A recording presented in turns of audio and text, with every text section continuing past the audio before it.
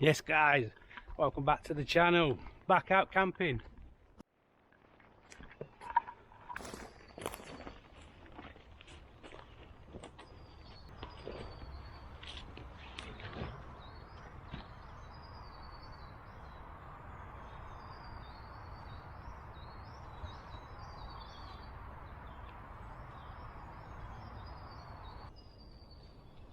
Looks good and safe to me, guys.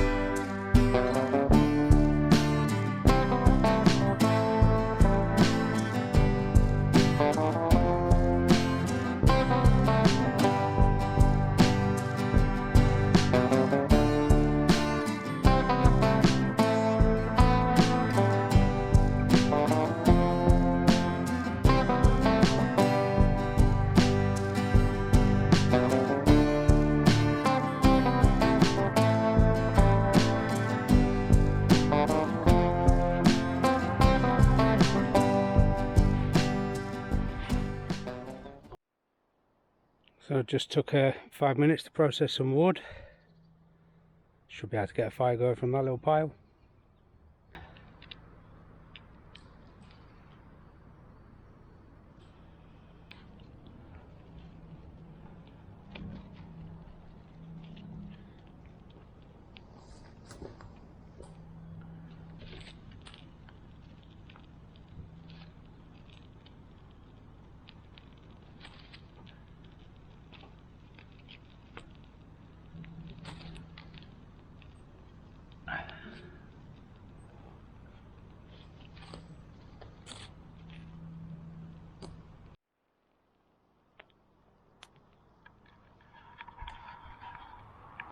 So now you can see we've got the fire going pretty well now.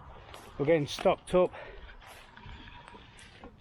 Gareth and Zoe have joined me, and Gareth's been out with his little chainsaw. You get nice neat ends. We don't normally have nice neat ends of firewood. Don't think you've said hello yet, guys. Hi.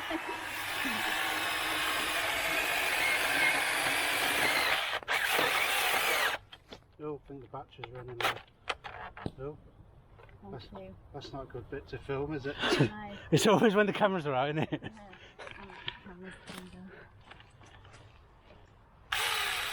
I need to tension the chain, actually. I reckon user error, to be honest. There we are. Edit that bit out. What, the swear words that's about to come? Yeah.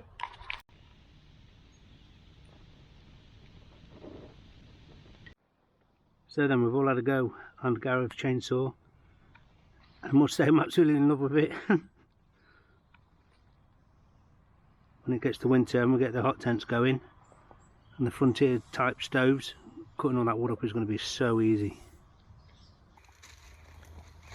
So with all the tensions that's going on in the world at the minute and all the scaremongering in the media, I'm not going to lie, I've started making myself a big food pantry, trying to get a couple of months worth of food stocked up. But that led me to wonder, what is it going to taste like if something bad does happen? So literally out of my stores, I've got some meat, I've got some veg, I've got some gravy. It's Spam, or Asda's version of Spam or something like that. But I'm going to put all the tinned vegetables, the meats and the gravy in the pot and literally see what it'd be like if it does go, you know, tits up, what we're going to be eating and how is it going to taste. Just a little experiment, see what it's going to be like. So I'm literally naming this the Apocalyptic stew because if that's what happens, this is what I'm eating. I was going to have corned beef over the chopped pork and ham, so basically Spam, but I felt like the corned beef might disintegrate and turn into nothing. And I'm using all these tins of vegetables because they have their own water or fluid in, so if water's in short supply in the apocalypse, you can use what's in the tin. Probably going to be gross, but we'll see how we get on.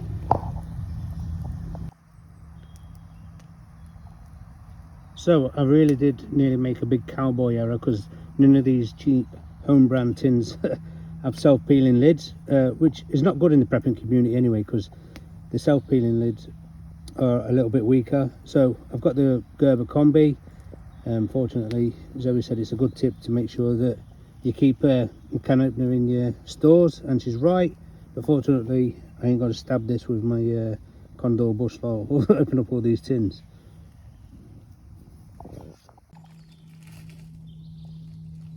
So that's the meat all gone in. Right then, so that is all the veggies in the pot. Good amount of fluid come out of them tins. I'd say there's nearly 2 portions there, to be honest. And every single can has not had more than half the product taken out. Now, that looks like a fairly hearty meal, to be fair. If you was facing that or roadkill, I know what I'd be taking. But I'm just going to top it up with a little bit more water. I brought a little tripod with me, but I didn't really bring a billy can. It would have been better with a billy can, I suppose. So I'm just going to push this up close to the fire and put a little bit of gravy in there, a bit of water, and add gravy at the end to thicken it up and give you the taste review, guys.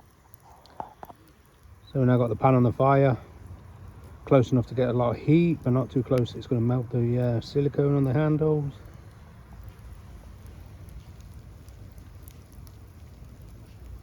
Lovely jubbly.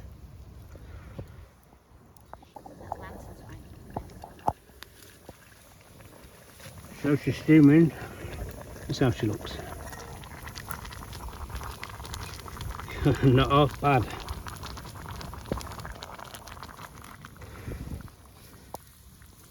Give it a whip around.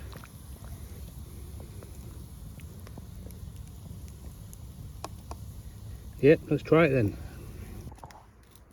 Action. So time to give it a try then. This is what we're looking like. It looks good, smells good. Let's try a bit of the meat.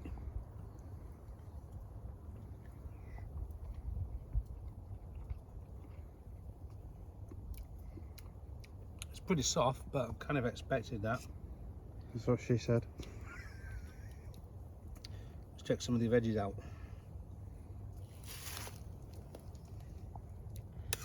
Get rid of the meat. Here we go.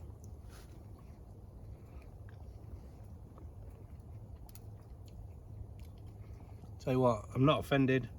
It's a tiny little bit salty from the spam and the gravy, but I'd eat that all day long. Not even in the apocalypse situation like now. I'm gonna scoff it. So. Well, it's a good job there's no zombies about. So I've tidied up camp a little bit. Polished off some stew. I've still got half of it left there. I've got another friend coming a bit later on. Nice fire, nice bed of coals with all that firewood to chuck on that we chopped up with Gareth's Wonder Saw. And that's probably about that for the night. Now it's time to polish off the few last beers, sit around the fire with friends, catch up on all that jazz. You know how these videos go when there's multiple people on camps, you know. Yeah. We'll catch you in the morning. Peace out.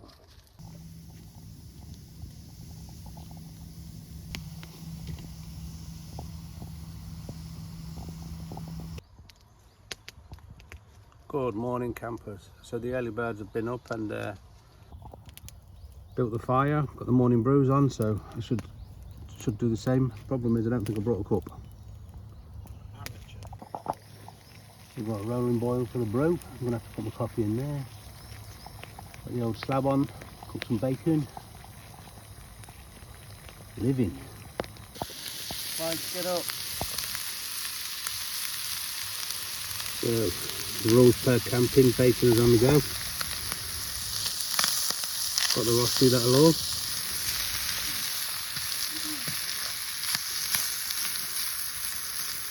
Whoa. Happy days apart from just starting to rain.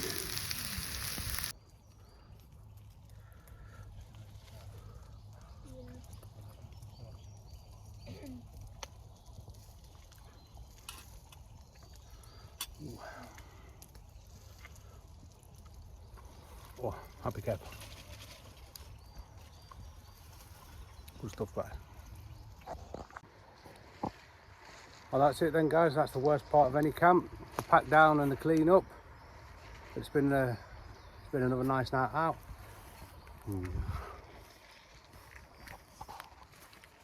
Thanks, Gareth and Zoe, for joining me and nagging me to come out. Alright, thanks for inviting us. That's it, guys. We'll leave the video there. We'll catch you in the next one.